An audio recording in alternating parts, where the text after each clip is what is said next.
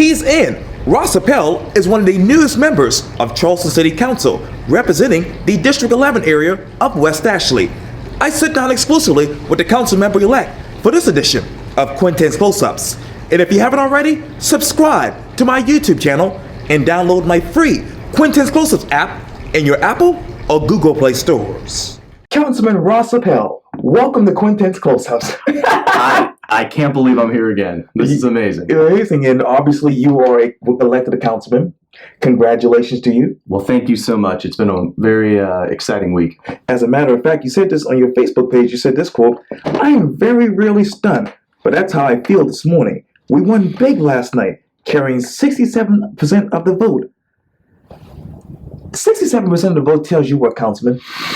I think it tells me that people in our district responded to our campaign in a very positive way. I think that people across District 11 and West Ashley and James Island were ready for a new voice, and that's what I bring to the table. To the table.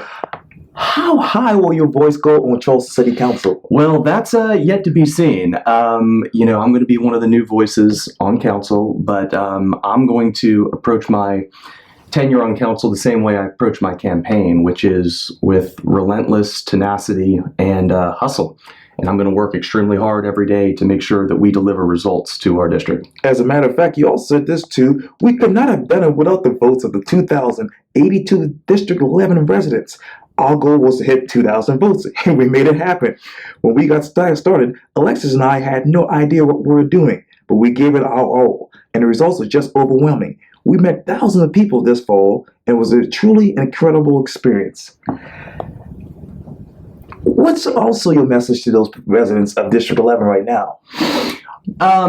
My message is simply this. I am absolutely honored and humbled at the same time that we were able to receive so many votes. To me, that is something that comes with a great deal of responsibility. Those folks have put trust in me, and that just makes me want to work even harder to bring results and make them proud. And for the folks that didn't vote for me, I want to fully represent them as well, just as much as everybody else. We want to represent everybody in District 11 because we all want the same things. Sure. And one of the things that a lot of people in District 11 want, and is going to happen eventually, is the funding and the actual completion of the Ashley River pedestrian bike lane. And you said this too. You said this quote, "Wow, hats off to Katie Zimmerman at Charleston Moves and everyone else who worked so hard to make this a reality. A few weeks ago, I contacted Lindsey Graham's office to voice my strong support for this federal grant. On City Council, I will do everything in my power to make sure this becomes a reality." Where do you start?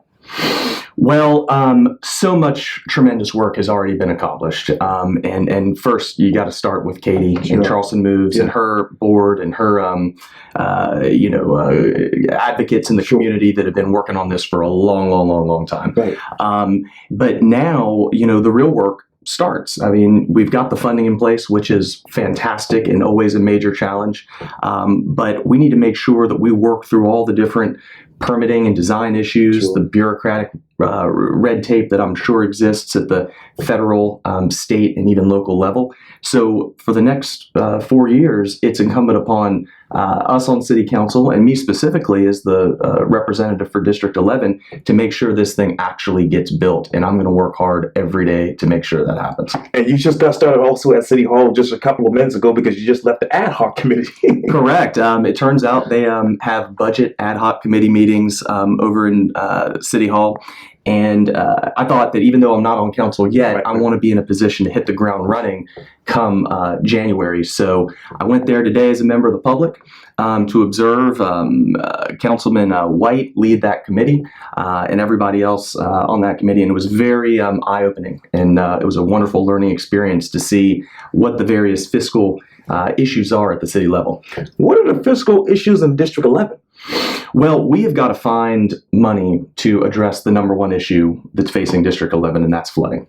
We need to find ways to not only finance the necessary infrastructure, but also, given the age and the time when most of these developments in District 11 were laid out, the city doesn't have what are called drainage easements throughout the district. Now, if you go and build a new subdivision right now, the current modern codes require drainage easements, ditches, and the purpose of that is for the local government to be able to get in there, maintain the ditches, clean out the ditches to make sure it's a functioning drainage system. That simply doesn't exist in neighborhoods like the Crescent, neighborhoods like Wapu Heights, neighborhoods like South Windermere, Burns Downs, where I live.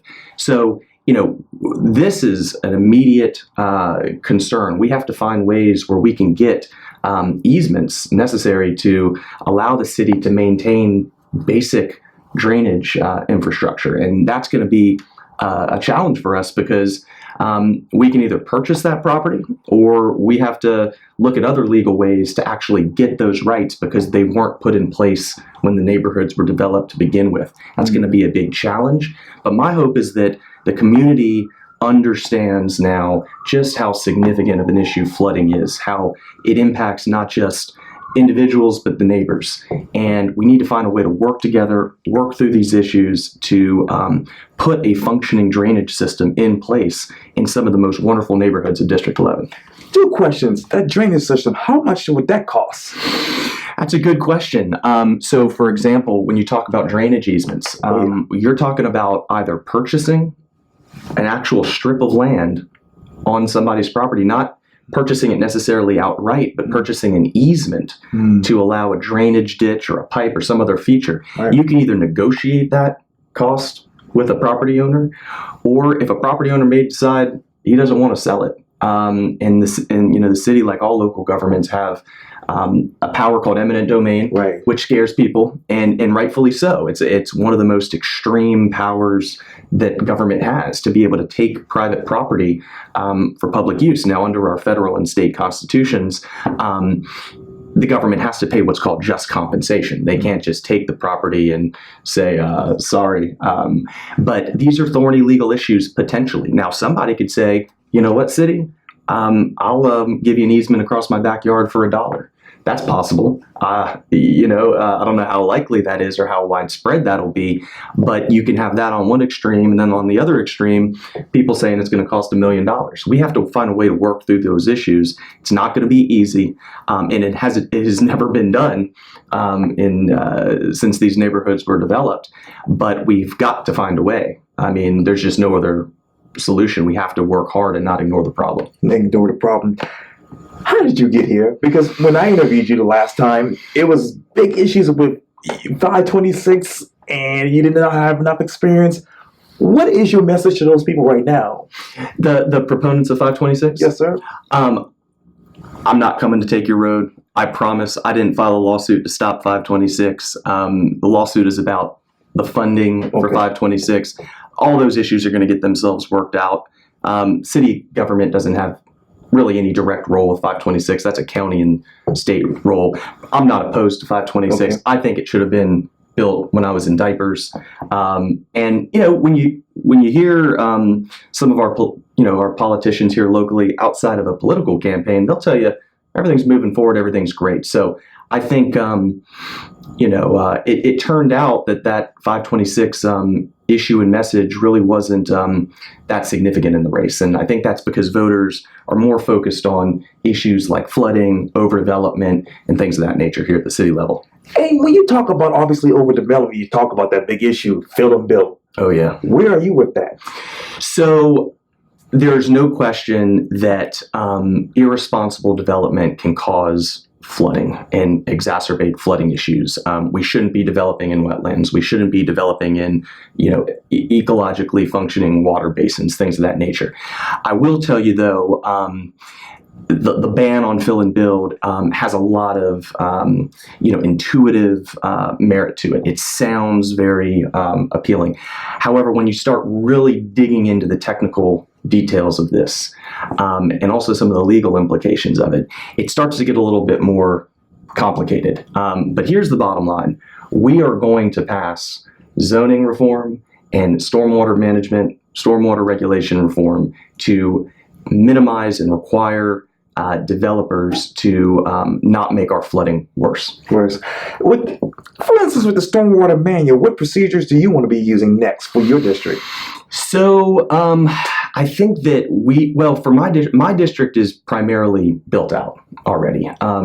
District 11 is an area where, these are the legacy developments of West Ashley and James Island, South Windermere, the Country Club, Riverland Terrace, things of that nature. Nobody's putting 1,000 new tract homes in District 11 anytime soon.